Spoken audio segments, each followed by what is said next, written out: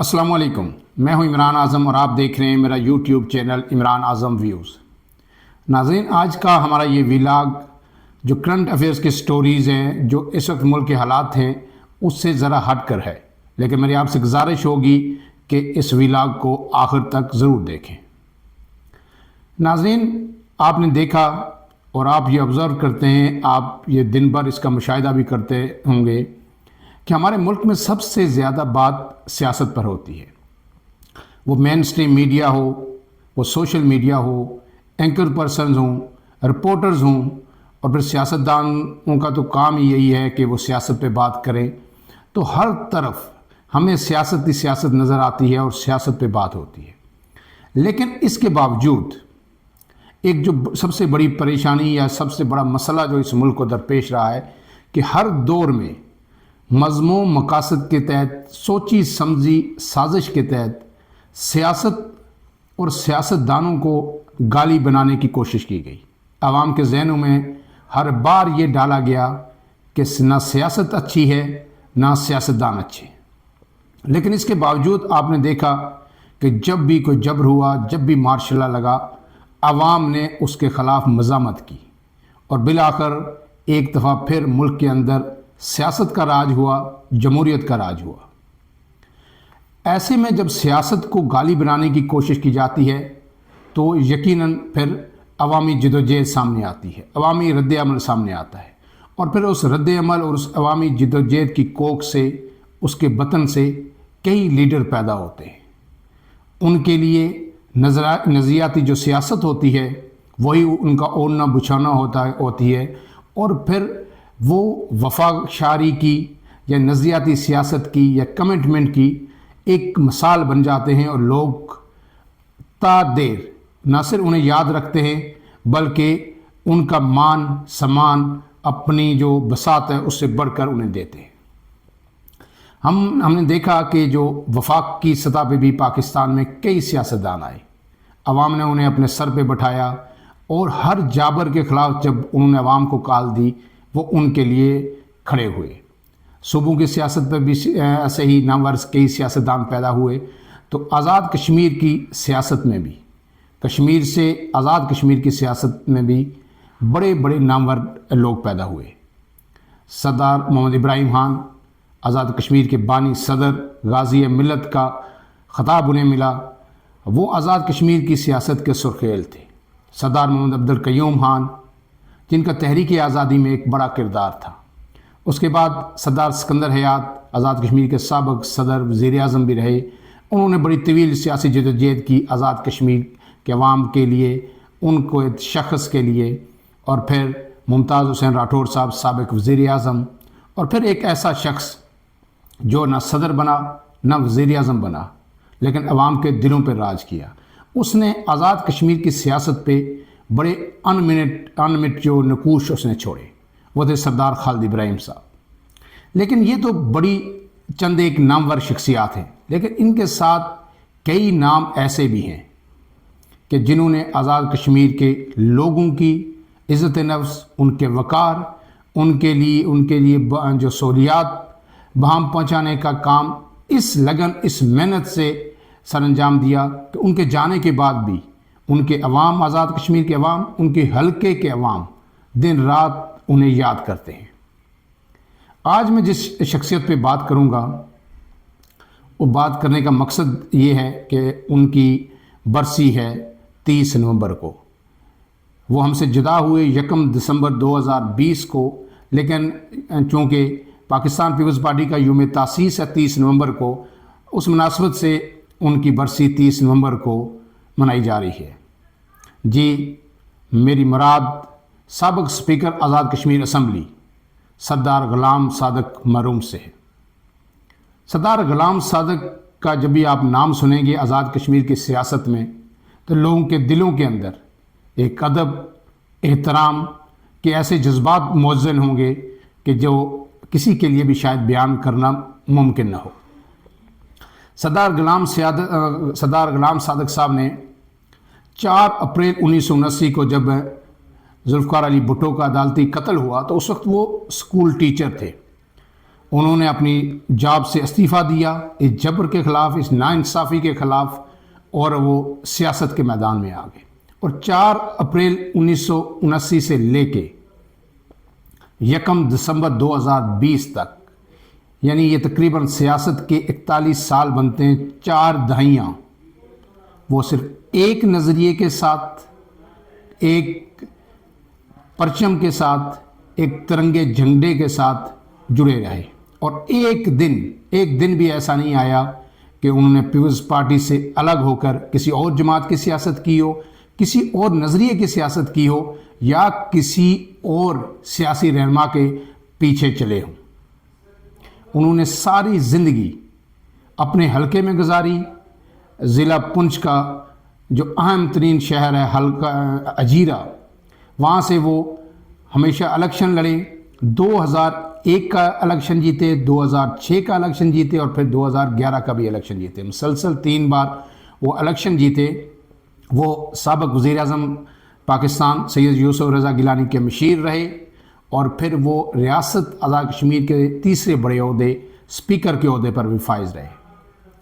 لیکن سردار غلام صادق کے حوالے سے آج بات کرنے کا مقصد یہ ہے کہ ان کی جو 41 سالہ یہ جو سیاسی کیریئر ہے، اس میں تقریباً 20 سے 25 سال 96 اور 97 سے آنورڈ میں نے اپنی آنکھوں سے ان کی سیاسی جدوجہد کو دیکھا۔ مجھے یاد ہے کہ ہمارا گاؤں بھی ان کے حلقے میں تھا، گاؤں جنڈالی۔ تو وہ ہمارے گاؤں میں آتے تو ایک پرانی سی جو ٹیوٹا جیپ ان کے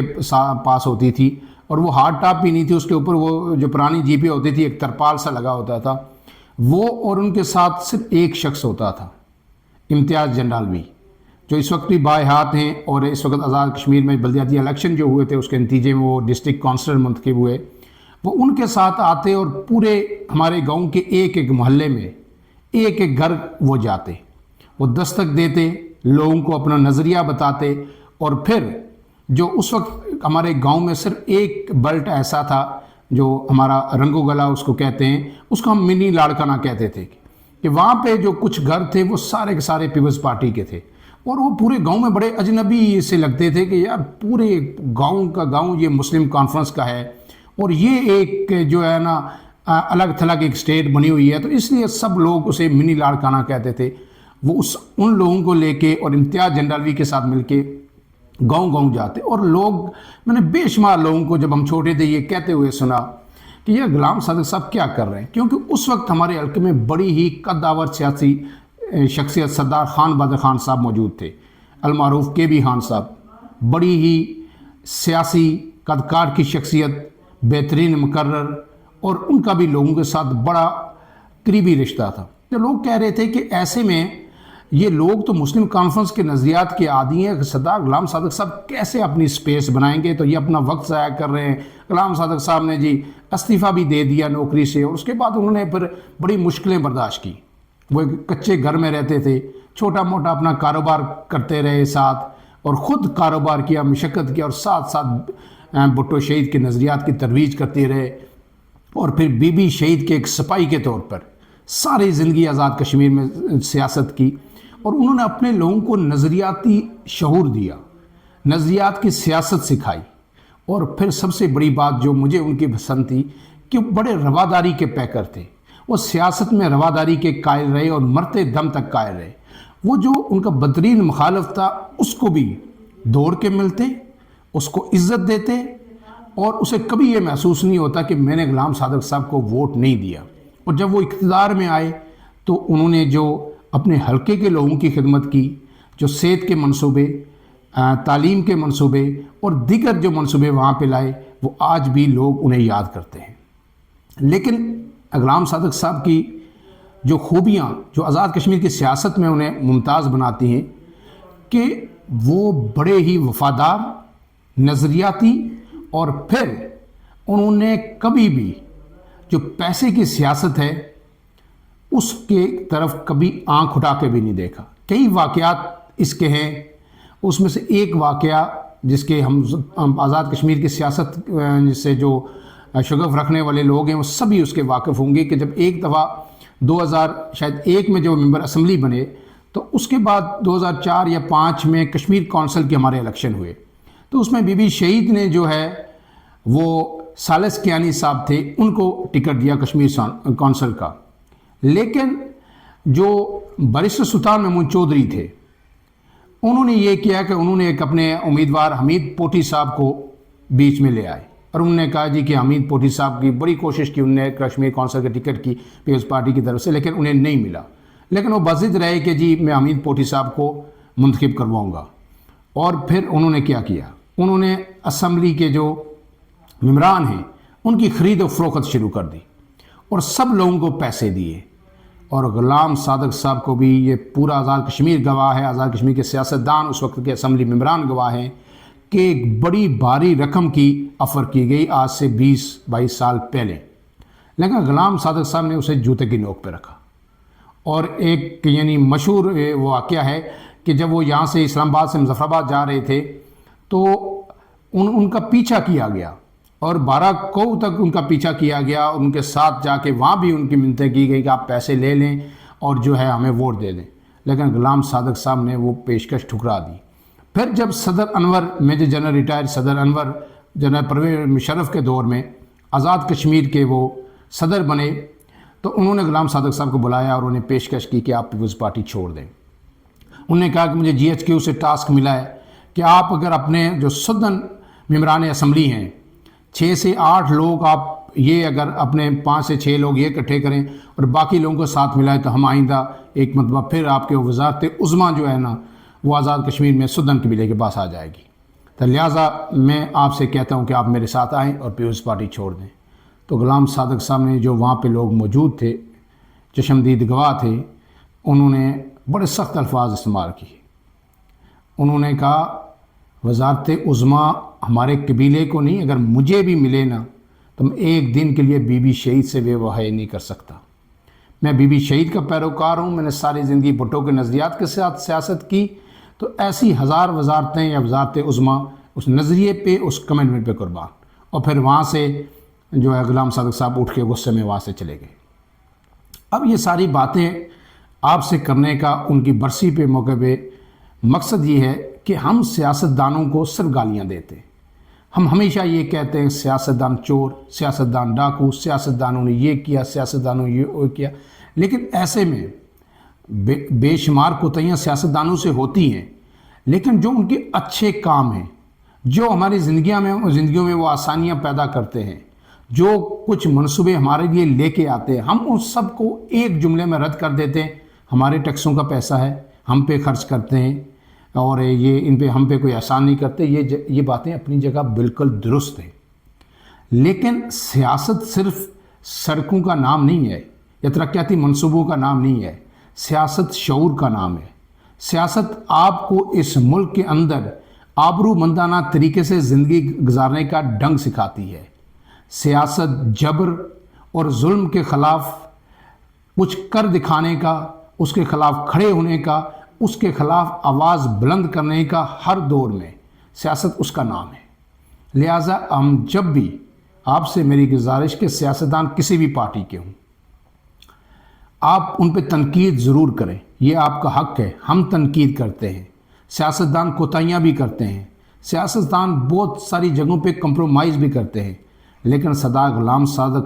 خان جیسے جو سیاستدان ہیں، جب وہ جاتے ہیں تو پھر ان کی خلا بہت عرصے تک پر نہیں ہوتی۔ آزاد کشمیر کی مثال اگر آپ لیں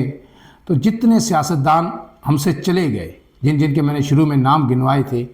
کیا آپ کو ان کی آج تک نعم البدر مل سکا؟ اور آزاد کشمیر میں اس وقت جو افراتفری ہے، یہ اس کی بنیادی وجہ، اس پہ میں ایک ڈیٹیل ضرور بات کروں گا، ویلاگ کروں گا، حقائق کے ساتھ کروں گا، لیکن مختصراً آپ سے یہ بتانا چاہ رہا ہوں کہ اس کا بنیادی وجہ اس وقت قیادت کا فقدان ہے کہ آزاد کشمیر میں، یعنی ریاستی لیول، پاکستان تو چھوڑیے، ایک وقت تھا کہ ہمارے آزاد کشمیر کے سیاستدان پاکستان میں آ کے صلح کرواتے تھے، وہ یہاں کے مسئلوں میں کمیٹیز میں شامل ہوتے تھے اور پاکستان کی سیاست کے اندر وہ اپنا کردار ادا کرتے تھے۔ آج ایک بھی سیاستدان ایسا نہیں آزاد کشمیر میں جس کو آپ یہ کہیں کہ یہ ریاست کی سطح پر غیر متنازع یا مسلمہ لیڈر ہے۔ تو ایسے میں جو سیاستدان ہمارے پاس اس وقت موجود ہیں ان کی قدر کیجئے، اور جو نوجوان سیاستدان ہیں جو اسمبلیوں میں پہلی یا دوسری دفعہ آئیں انہیں کریکٹر کا مظاہرہ کرنا ہوگا۔ وہ جس ڈگر پہ چل پڑے ہیں انہیں جلد سے جلد خود کو اثر نو ترتیب دینا ہوگا، اپنے آپ کو، اپنی سوچ کو ان لوگوں سے جوڑنا ہوگا جو ان کے آبا و اجداد تھے، جو ان کے پیش رو سیاستدان تھے۔ ایسے میں جب ہم غلام صادق صاحب یا ہجیرہ کے حلقہ کی بات کرتے ہیں تو اس وقت ان کے بیٹے سردار سعود صادق صاحب میدان میں ہیں، تو ہم یہ دعا کریں گے، ہم دعا اللہ تعالیٰ سے کہ اللہ تعالیٰ انہیں بھی توفیق دے کہ وہ اسی طرح، اسی جذبے کے ساتھ اپنے لوگوں کی خدمت کر سکیں، ان کے لیے آسانیاں پیدا کر سکیں اور لوگوں کے دکھ درد میں اسی طرح شریک ہو سکیں۔ اب جو غلام صادق صاحب کے حوالے سے ایک آخری بات جو میں آپ سے کرنا چاہتا ہوں کہ ان کا یہ جو بات میں کر رہا ہوں کہ ترقیاتی منصوبے، یہ سب چیزیں، تو انہوں نے جب آزاد کشمیر کے اندر میڈیکل کالج کی بات ہوئی، آپ کو پتہ ہے کہ پیپلز پارٹی نے آپ کا جو گزشتہ دور حکومت تھا اس میں آزاد کشمیر میں 3 میڈیکل کالجز بنے اور 5 یونیورسٹیز بنی۔ اس سے پہلے آزاد کشمیر میں صرف 1 یونیورسٹی تھی اور کوئی میڈیکل کالج نہیں تھا۔ یہ پیپلز پارٹی کو کریڈٹ جاتا ہے کہ پیپلز پارٹی نے 3 میڈیکل کالجز بنائے، 5 یونیورسٹیاں بنائیں۔ آج پورے پاکستان سے ہزاروں لوگ ہیں جو نوجوان ہیں، نارووال، شکر گڑھ سے لے کے پاکستان کے ہر شہر سے وہاں پہ آ کے پڑھ رہے ہیں، تعلیم حاصل کر رہے ہیں، وہ ڈاکٹرز بھی بن رہے ہیں، وہ انجینئرز بھی بن رہے ہیں۔ لیکن جب یوسف رضا گیلانی صاحب جو وزیر اعظم تھے اس وقت، وہ راولہ کوٹ گئے، میرپور اور مظفر آباد کے میڈیکل کالجز کا آلموسٹ نوٹیفیکیشن ہو چکا تھا، لیکن ایک طویل جدوجہد تھی، اس میں نہیں جاؤں گا کہ راولہ کوٹ والے یہ مطالبہ کر رہے تھے، پنچ والے، کہ یہاں پہ میڈیکل کالج ہونا چاہیے، لیکن مظفر آباد والے کہہ رہے تھے یہاں پہ ہونا چاہیے، اور پھر فیصلہ ہوا کہ صرف ایک میڈیکل کالج بنے گا، وہ مظفر آباد بنے گا، لیکن پھر دوسرے کا بھی ہوا۔ اور جب راولہ کوٹ کی بات آئی تو یہ کہا گیا جی کہ ہمارے پاس زمین نہیں ہے، یہاں راولہ کوٹ میں زمین نہیں ہے، اس کے لیے بہت بڑی زمین چاہیے میڈیکل کالج کے لیے۔ تو مجھے یاد ہے کہ بوائز کا ڈگری کالج جو تھا اس کا بہت بڑا حال تھا، وہاں پہ یوسف رضا گیلانی صاحب تھے، وہاں ایک پروگرام ہوا بڑا ان کا، تو وہاں پہ غلام صادق صاحب، صدا غلام صادق صاحب نے یہ کہا کہ جناب یوسف رضا گیلانی صاحب وزیر اعظم پاکستان، آپ کو یہ غلط بتایا گیا ہے کہ ہمارے پاس زمین نہیں ہے، ہمارے پاس اس وقت بھی 1000 کنال زمین موجود ہے، آپ میڈیکل کالج کا اعلان کریں، زمین اس سے زیادہ بھی ہم بندوبست کریں گے اور ہم سرمایہ بھی مہیا کریں گے۔ اور جب یہ غلام صادق صاحب نے یہ ان سے اپیل کی اور انہیں یقین دلایا کہ ہمارے پاس یہ زمین موجود ہے، کیونکہ جو فیڈ کیا گیا تھا بیوروکریسی کی جانب سے اس وقت انہیں کہ جی ان کے پاس زمین نہیں ہے، لہٰذا یہاں پہ میڈیکل کالج نہیں بن سکتا اور دیگر سہولیات یہاں پہ نہیں ہے، ٹیچنگ ہاسپٹل نہیں ہے یہ۔ لیکن غلام صادق صاحب کی تحریک پہ یوسف رضا گیلانی صاحب سٹیج پہ آئے، انہوں نے کہا کہ اگر آپ کے پاس زمین موجود ہے تو میں راولہ کوٹ میں میڈیکل کالج کا اعلان کرتا ہوں۔ پنچ میڈیکل کالج اس کے بعد، ان کے اعلان کے بعد راولہ کوٹ میں قائم ہوا، اور اب گزشتہ کئی سالوں سے وہ بہترین انداز میں بہترین نتائج دے رہا ہے، ملک بھر کے طلباء وہاں کے آ کے فیضیاب ہو رہے ہیں، کئی بیچز وہاں سے فارغ ہو گئے۔ تو میڈیکل کالج، پنچ میڈیکل کالج کا جب نام آئے گا تو اس کی جو بنیادوں میں جو نام لکھا جائے گا وہ سردار غلام صادق صاحب کا ہوگا اور پاکستان پیپلز پارٹی کی قیادت کا ہوگا۔ اب اس طرح کے جو منصوبے ہوتے ہیں اس سے کوئی ایک پارٹی فیضیاب نہیں ہوتی، بے شمار جو سیاستدان ہیں اس طرح کے منصوبے لے کے آتے ہیں اور ان کا فیض تمام لوگوں کو ملتا ہے۔ لہٰذا آپ سے گزارش ہے کہ آج ان کی برسی ہے تو ان کے برسی کے موقع پر درود پاک پڑھ کے ان کے ایصال ثواب کے لیے دعا کیجئے، اور دعا کیجئے کہ جو ہمارے اکابرین، ہمارے سیاستدان جنہوں نے ہماری خدمت کی، جنہوں نے ہمیں آزادی نصیب کی، جن کے طفیل ہم آج آزاد کشمیر میں آزادی کا سانس لے رہے ہیں، اللہ ان کے درجات بلند کرے اور سردار غلام صادق صاحب کو اپنی جنتوں کا مہمان بنائے۔ اس دعا کے ساتھ کہ آپ خوش و خرم رہیں اور سیاسی سمجھ اور سوجھ بوجھ کے ساتھ اپنے معاملات کو آگے بڑھائیں، اور آزاد کشمیر کی یہ جو ریاست ہے یہ دن دگنی رات چگنی ترقی کرے۔ اپنے میزبان عمران اعظم کو اجازت دیجیے، اللہ حافظ۔